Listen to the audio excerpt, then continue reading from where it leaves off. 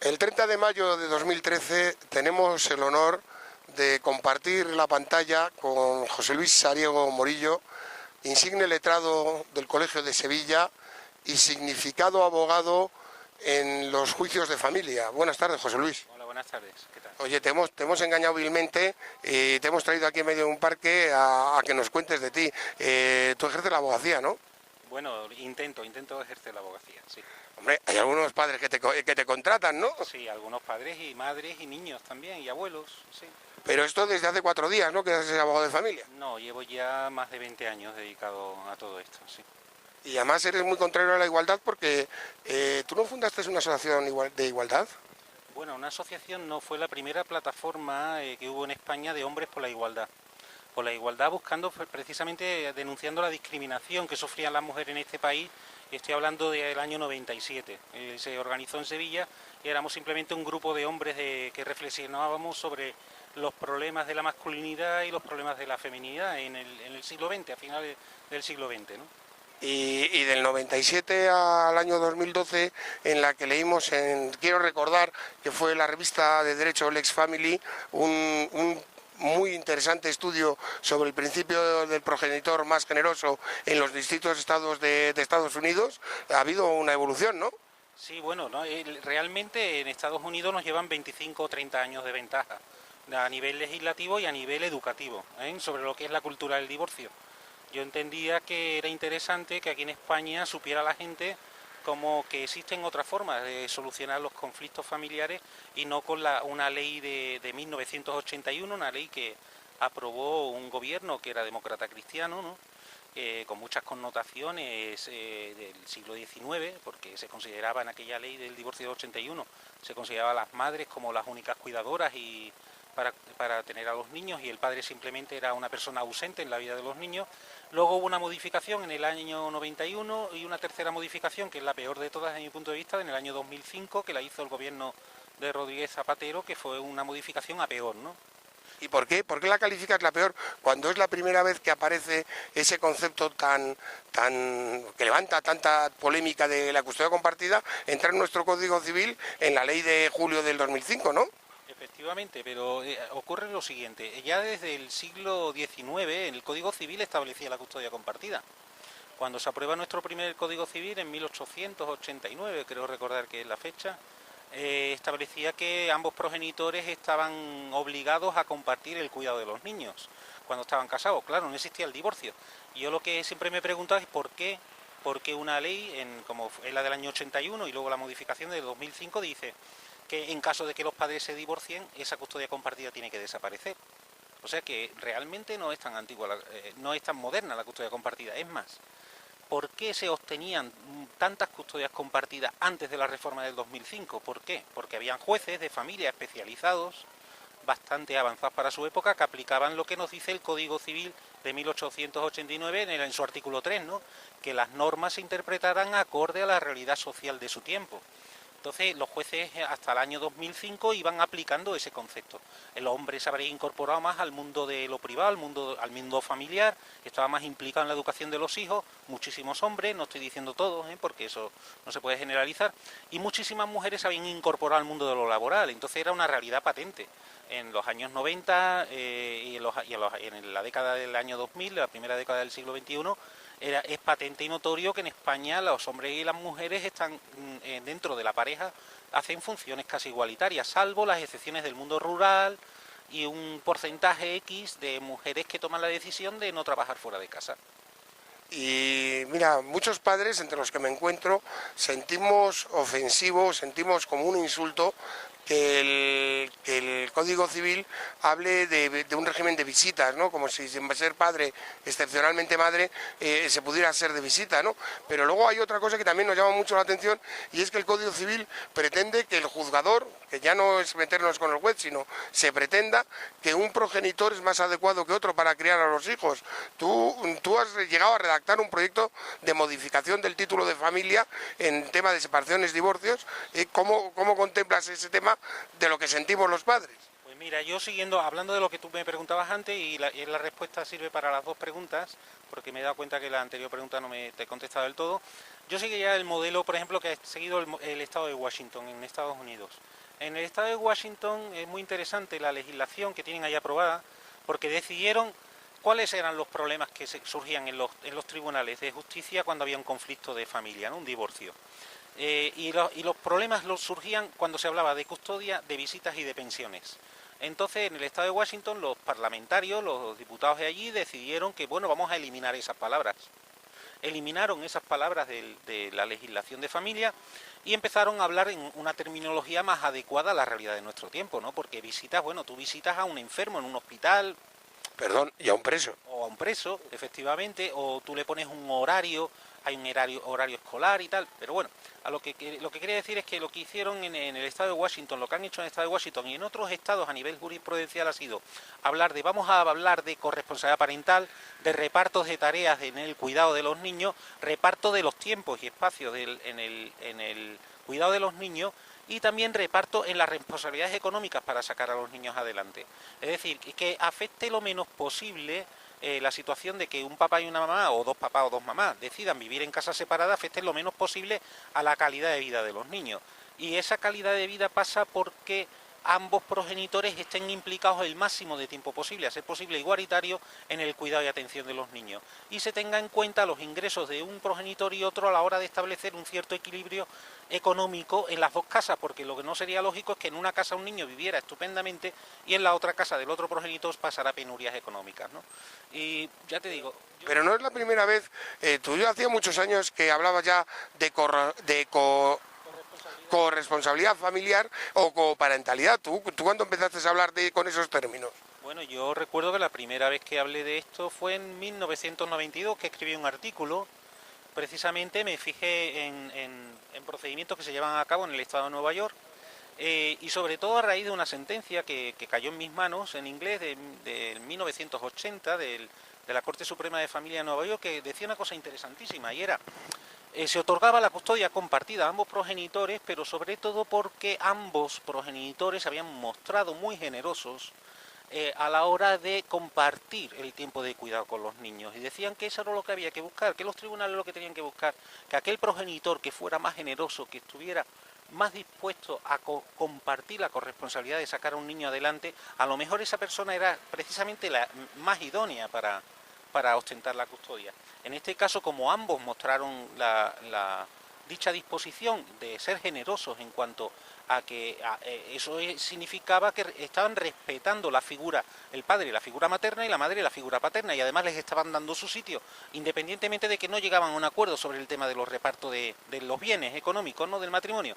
Y aquel tribunal otorgó la custodia compartida. Entonces hablaba de corresponsabilidad parental, que ese padre y esa madre habían demostrado tener una buena concepto de lo que era la responsabilidad parental.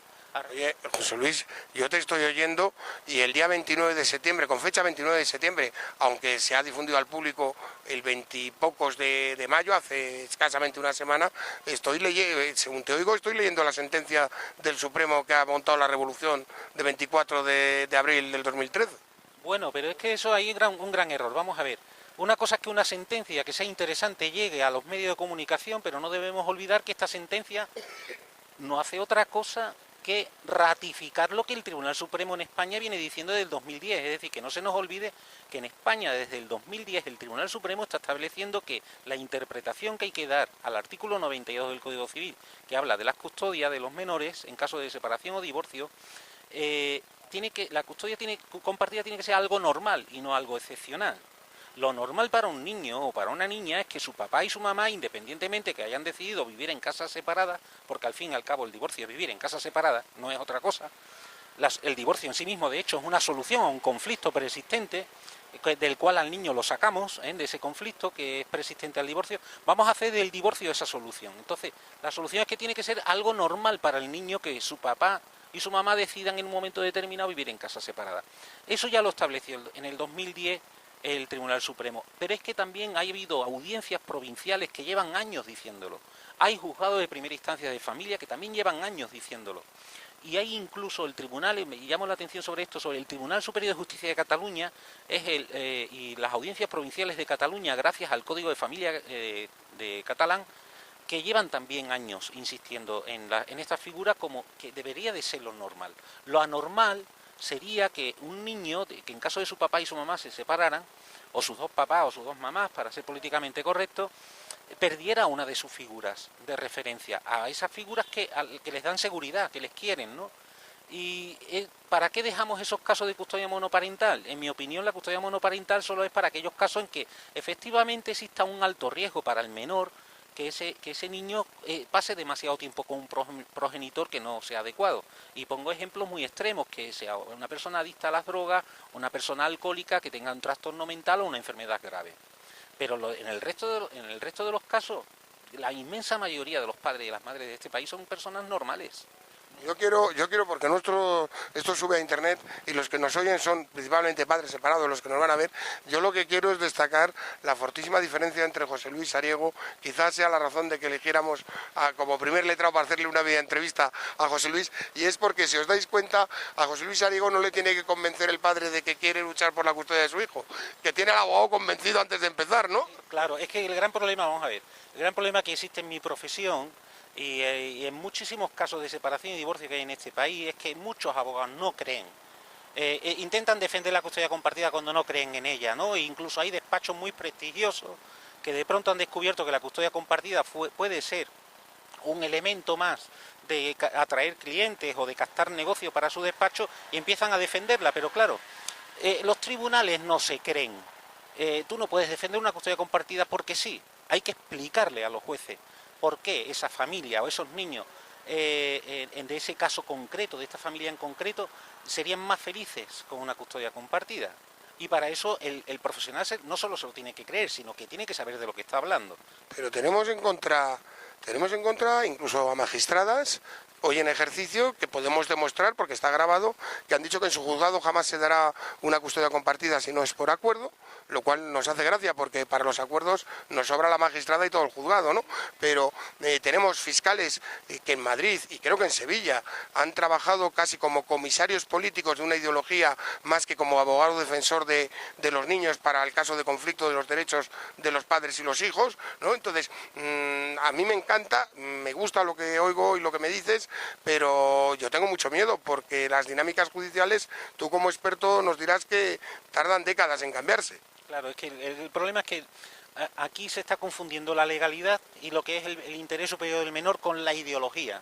Es decir, lo que cada juez como persona individual, como ciudadano individual, o cada jueza, o cada fiscal piensa que es lo mejor para sus hijos. Porque me llama mucho la atención, yo por ejemplo veo casos donde hay jueces y fiscales que te dicen no, yo no voy a otorgar la custodia compartida, porque ellos son conscientes de que si algún día ellos se divorcian, ellos tienen un trabajo que no les va a permitir llevar adelante una custodia compartida. O sea que el juez o la fiscal actúan en su trabajo por su sentimiento personal y no por los criterios judiciales y legales. Claro, mire, le pongo un ejemplo, Miguel. Estamos hartos de ver muchos abogados y muchos clientes, estamos hartos de ver sentencias que te dicen jueces. Como no hay un buen entendimiento entre ambos progenitores, no se otorga la custodia compartida. Perdón que te interrumpa, si hay buen entendimiento, ¿para qué quiero al juez? Ya, pero le explico. Vamos a ver, la excusa cuando ya no hay argumentos que dar, te dicen, no hay buen entendimiento, hay un enfrentamiento entre las partes y eso no es, como no hay diálogo, no puede haber una custodia compartida porque para una custodia compartida tiene que haber diálogo entre ambos progenitores. Y yo digo, ¿cómo se puede exigir un diálogo en un divorcio? En un divorcio que llega a un contencioso. Y segundo, ¿hasta qué punto los jueces le están dando la razón a aquellas partes, a aquellas personas que deciden voy a cortar el diálogo antes de ir al tribunal para que cuando llegue a la sala yo digo aquí no ha habido diálogo, con lo cual estoy vetando la posibilidad de custodia compartida? Es decir, los jueces, el mensaje que están lanzando con esa imagen, con esa idea, es que le están dando el poder de decisión a una de las partes en conflicto. Es decir, es como si en un juzgado un banco le reclama 20 millones de euros a un empresario y le dijera al juez: mire usted, señor banco, usted no va a cobrar nunca 20 millones porque resulta que como él no se pone de acuerdo con usted, le voy a dar la razón al que no se pone de acuerdo con usted. Pero nos estás dando la solución, o vamos, yo no soy muy inteligente, pero José Luis, nos estás hablando de corresponsabilidad parental, nos estás hablando del principio del progenitor más generoso, que si yo no lo traduzco mal para que todos entendamos, es aquel progenitor que más respeta y más dispuesto está a trabajar y a impeler la mayor relación de sus hijos con el no custodio. O sea, al propio planteamiento que nos estás dando la solución, ¿no? Bueno, hasta cierto punto, porque vamos a ver, tenemos que ser realistas, ¿no? También, independientemente de que hay muchos abogados y muchos jueces que nos defienden la custodia compartida porque no creen en ella, porque en sus propias vidas no llevan custodia compartida, es decir, en sus propias vidas de pareja, los abogados que están todo el día hasta las 11 de la noche trabajando en su casa y se van los fines de semana a trabajar al despacho y sus hijos están en manos de su esposa o de la madre de sus hijos, y hay jueces también que no tienen una corresponsabilidad en su vida personal.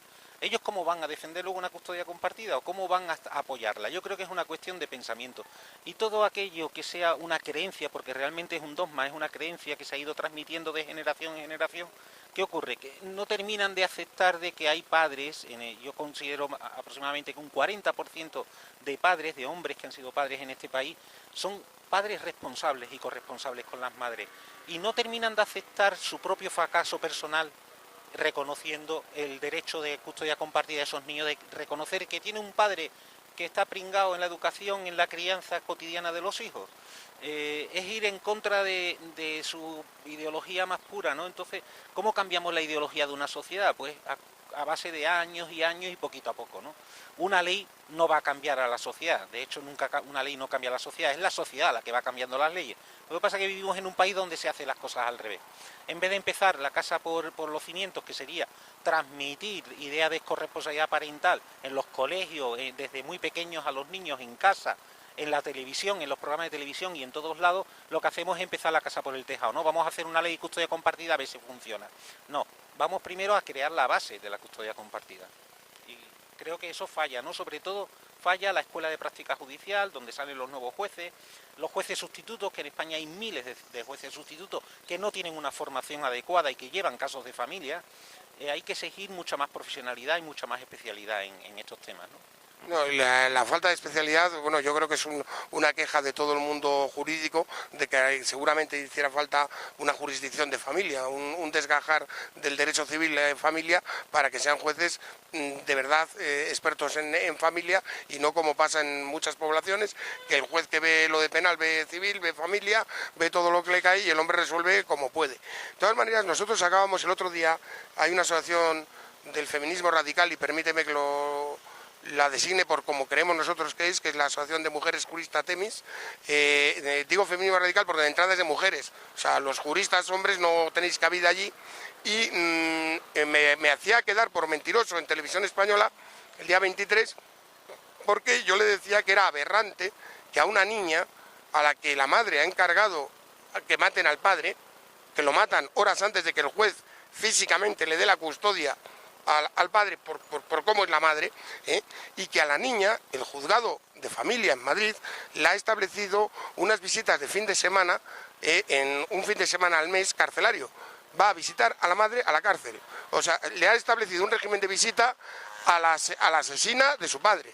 Y yo le decía que no había ni un solo caso de un hombre que haya asesinado a su mujer y a sus hijos un juez le haya puesto un régimen de visita a la cárcel. ¿Tú conoces algún caso en el que a un hombre le vayan a visitar a la cárcel después de haber asesinado a su madre? No, pero sí conozco casos de mujeres, por ejemplo, que tienen la custodia de sus hijos en la cárcel. Es decir, yo conozco casos de niños que viven en la cárcel con sus madres, teniendo al padre en libertad en la calle. Te pongo el ejemplo de la cárcel de Alcalá de mujeres, ¿no? Allí una mujer se queda embarazada y su marido, ella está allí por tráfico de drogas o cualquier otro tipo de delito y ella tiene allí un bebé. Y resulta que el marido o el padre de ese bebé vive en la calle y es a lo mejor fontanero, ese señor no tiene la custodia. No, pero lo importante no es el fontanero o ese señor, perdóname que te lo destaque. Lo importante que yo quiero destacar es que al bebé lo tenemos en la cárcel. Sí, sí, el bebé está en la cárcel. Hay niños... O sea, el bebé está en la cárcel. Sí, sí, es así. O sea, vale más tener un bebé en la cárcel que esté bajo la custodia paterna. ¿Me equivoco?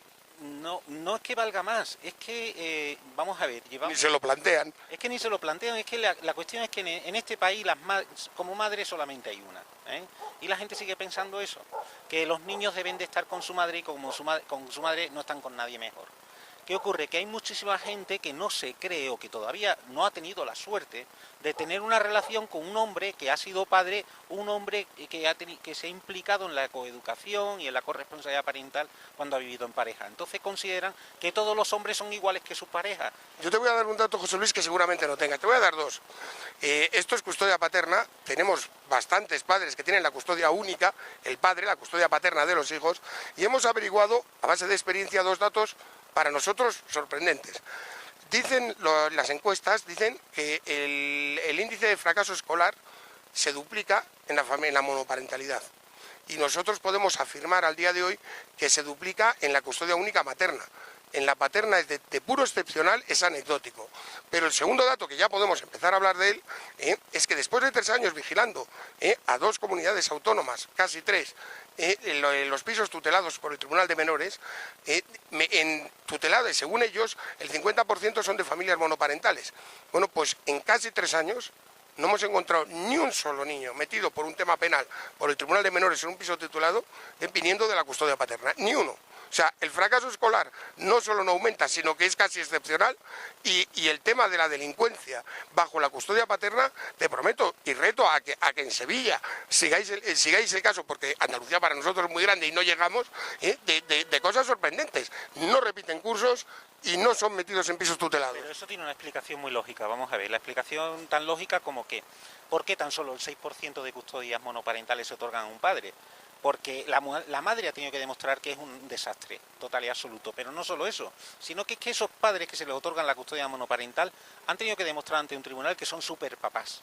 No creas, la mitad de ellos por lo menos son acuerdos. Bueno, o serán acuerdos, pero porque de todas maneras eran superpapás. Porque si han logrado ese tipo de acuerdos es porque las madres han reconocido en un convenio regulador que el padre era la persona más adecuada para sacar a los niños. Sin embargo, en el 80 y tantos % de custodias monoparentales que se otorgan a las madres, nunca se estudia la idoneidad de las madres. Entonces, ¿qué ocurre? Sí, tenemos 120 y tantos, 130.000 divorcios al año en España y el 80 y tantos % de los casos se le da la custodia a la madre, son 100.000 mujeres, 100.000 madres. Sin saber a quién le estás dando la custodia. Simplemente son madres, no se les cuestiona si son idóneas, no idóneas, porque dígame usted a mí que en un informe psicosocial que se hace en un tribunal en 3 horas y se le pasan 2 test, ¿cómo se puede averiguar? Yo he visto, por ejemplo, informes psicosociales diciendo que la madre era idónea y el equipo psicosocial se le ocultó que era esquizofrénica, y que tenía brotes esquizofrénicos y que incluso había puesto en riesgo la vida de los niños. Es decir, que eso demuestra que los equipos psicosociales, primero, tienen un exceso de trabajo, segundo, no tienen tiempo para evaluar realmente una familia, porque en 3 horas de entrevista no se puede evaluar toda una vida familiar, ni la pasada, ni la futura, ni tampoco se puede hacer una prospección del futuro de qué es lo mejor para unos niños en esos casos. Con esto te quiero decir que realmente se les están dando las custodias a las madres simplemente por una cuestión de que la idea que late en toda la sociedad es que como una madre no hay nadie más que una madre solamente hay una, y ellas son las adecuadas para criar a los hijos. Pero fíjate también el mensaje tan perverso que tiene esto. El mensaje es tan perverso como que las mujeres se les está transmitiendo la idea, al otorgarle la custodia monoparental, una idea muy sexista y muy discriminatoria, porque se les está diciendo, oiga, usted no sirve para sacar a su familia adelante, usted dedíquese a lo que sabe, que es a limpiar la casa y a cuidar de los niños. Es decir, lo que decían mis abuelas, lo que decían mis abuelos. O sea que en vez de dar un paso hacia la igualdad en el trato, en la igualdad de trato entre hombres y mujeres, este tipo de sentencia yo creo que es el último eslabón que nos queda del franquismo más casposo, porque realmente son ideas de la época de Franco y anteriores, por supuesto. Yo creo que incluso en la Segunda República hubo una ley del divorcio más avanzada que la que tenemos ahora, ¿no? Pero salvo esa excepción, bueno, las leyes franquistas donde una mujer tenía que pedir permiso para abrir una cuenta corriente, solamente faltaba que en las sentencias de ahora se les dice a las mujeres, lo único que ha cambiado es que a las mujeres se les dice, a las madres, abra usted una cuenta corriente donde su marido le va a ingresar una pensión todos los meses, ¿no? Pero es exactamente igual que cuando se le decía, oiga, si usted quiere abrir una cuenta en tal banco, tiene usted que pedir permiso a su marido. Es exactamente lo mismo. Se le está otra vez haciendo a las mujeres dependientes. ¿Por qué no interesa? En este país no interesa que las mujeres piensen por sí mismas, porque eso va en contra realmente de las políticas familiares. Las mujeres, cuando descubran que efectivamente el problema que hay en nuestro país es que hay una falta de políticas de apoyo a la familia, cuando existieran esas políticas de apoyo a la familia, yo estoy seguro que la custodia compartida se extenderá por toda la nación. Pero hoy día, al no existir esas políticas, las mujeres tienen que ser condenadas, porque yo no digo que se les otorga la custodia, sino que las condenan a la custodia compartida, de decir, tú con 500, 400 míseros euros mensuales tienes que sacar a tus 2 hijos adelante hasta final de mes. Pero yo, que soy papá Estado, y yo, que soy la justicia, si tienes algún problema, no tienes dinero para pagar la luz, búscate la vida. Nosotros citamos una canción que creemos que es de la zarzuela, que dice que una madre es una madre y a ti te encontré en la calle. Y le intentamos contraponer que el canguro más barato que tiene un hijo, el más barato y el mejor que tiene cualquier hijo, es su otro progenitor, que no cuesta un duro. Tenemos que empezar a ir cerrando la entrevista porque en internet los tiempos corren muy rápido y nos cortan, pero nosotros como asociación, como custodia paterna, cuando viene un padre, lo que les decimos es que el derecho a ser amparado, criado y educado por su padre y por su madre lo tiene el hijo, y que él lo que tiene es una obligación, y que más le vale luchar por cumplir su obligación y perder que no haber luchado. Creemos, o nos gusta pensar, letrado, que alguna culpa tenemos de la sentencia del Supremo, tanto en cuanto que la resistencia a la sistemática de custodias únicas maternas a base de enfrentamiento litigioso, a base de interposición de modificación de medidas, a base de problemas en ejecución de títulos judiciales, se lo estamos causando los hombres españoles, que yo creo que sí hemos dado un paso adelante y que sí queremos ser responsables de nuestros hijos. Claro, es que hay una cosa, vamos a ver, es que en los últimos años ha evolucionado esto de una forma muy interesante. Antiguamente, hasta el año 2000 prácticamente, eran tan solo un 10% los papás que pedían la custodia compartida, pero a raíz del año 2005, muchos despachos de abogados apuntaron al carro de la custodia compartida, aunque no con mucho éxito ni con mucho fundamento, pero ¿qué pasa? Eso se disparó un 30%, pero es que ya estamos llegando a un 40%. Hay un 40% de los papás que están pidiendo la custodia compartida.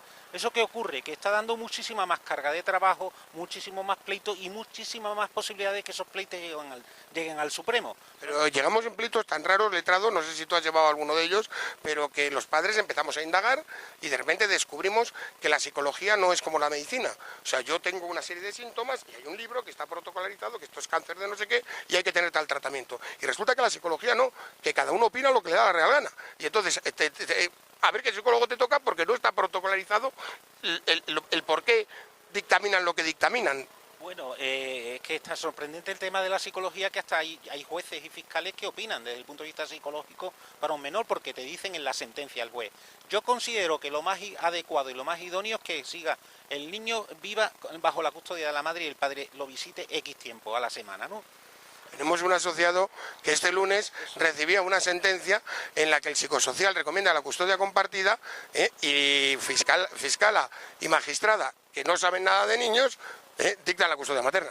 Claro, pero es por eso, porque el problema es que ellas piensan que lo mejor, lo que tú decías antes de la zarzuela, es que esos son una generación de la zarzuela, de esa zarzuela, ¿no? Que son jóvenes, las dos son muy jóvenes. Pero eso no significa nada, porque nunca ha habido una regresión ideológica mayor que la que hemos sufrido después de la época de Zapatero, porque la locura que se ha vivido con Zapatero, tanto en el ámbito económico como en el ámbito de las ideas, ¿no?, ha dado lugar a una regresión de las ideas, a buscar valores. De hecho, la gente está todo el mundo indignado, ¿no? Hay gente, el año pasado el movimiento 15M son gente que quieren salir fuera diciendo, oiga, queremos salir a la calle y pedir a los políticos y a la sociedad de que vamos a cambiar las cosas, no a la guerra, todo ese tipo de mensajes. Los políticos no se dan cuenta de eso, pero es que los jueces y los fiscales viven como los políticos, viven en otro mundo aparte. Ellos viven en un mundo jurídico muy lejos de la realidad social. La realidad social es otra. Yo quería decir una cosa también, y quería añadir una cosa para terminar, y es que cuando un juez te dice, por ejemplo, que se mete a psicólogo, ¿no?, cuando dice, no doy la custodia compartida porque hay un enfrentamiento entre las partes. Vamos a ver, la ley orgánica del Poder Judicial y todas las normativas dice que los jueces están, y la Constitución dicen que los jueces están para aplicar las leyes, no para dar su opinión, y menos una opinión de tipo psicológico. Pero es que además, ¿dónde aparece en el Código Civil o en qué ley aparece que no se puede otorgar una custodia compartida si hay enfrentamiento? Entonces están aplicando conceptos que no son jurídicos. Con lo cual realmente no estamos luchando, las personas que estamos trabajando para que se reconozca la corresponsabilidad parental en más casos de lo que deseamos, de los que se están dando, ¿no? Realmente lo que estamos intentando es hacerles cambiar de opinión a estos jueces, a estos fiscales, a los políticos, de que efectivamente lo que tienen que hacer es aplicar la ley. El artículo 68 del Código Civil nos dice claramente: los padres en cuanto tal, o los cónyuges en tanto cuales, están obligados a compartir el cuidado y la atención de los descendientes y ascendientes a su cargo. Es decir, que ya el Código Civil establece una obligación de compartir el cuidado de los niños, y luego en el caso de que te separas y se van el papá y la mamá a vivir a casas distintas, resulta que el juez coge y le quita su obligación legal a uno de ellos.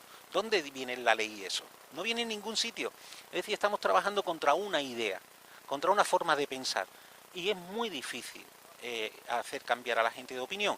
De hecho, yo sigo la teoría de un estudio que se hizo en la Universidad de Harvard muy interesante, es que por muchos argumentos que empleemos, los jueces no van a cambiar, van a cambiar de opinión, por muchos argumentos que empleemos.